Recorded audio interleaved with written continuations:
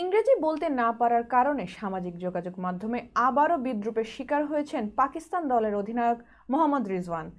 তবে এবার স্পষ্ট জানিয়ে দিলেন ইংরেজিতে দুর্বল হলেও নিজের প্রকাশভঙ্গি নিয়ে তিনি গর্বিত।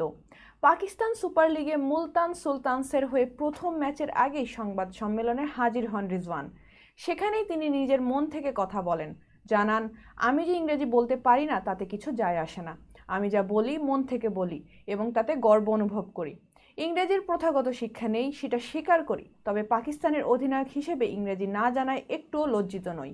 তিনি আরও বলেন, জুনিয়রদের সবসময় বলি পড়াশোনা শেষ করতে যাতে ভালো ইংরেজি বলতে পারে।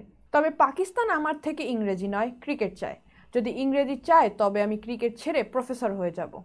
চলমান সময়ে পাকিস্তান দলের পারফরমেন্স ভালো যাচ্ছে না।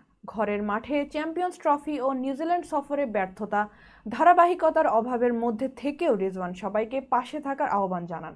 বলেন, সমালোচনা করবেন, তবে উন্নতির জন্যও পরামর্শ দিন। ওয়াসিম ভাইয়ের পরামর্শে আমরা অনেক কিছু শিখি।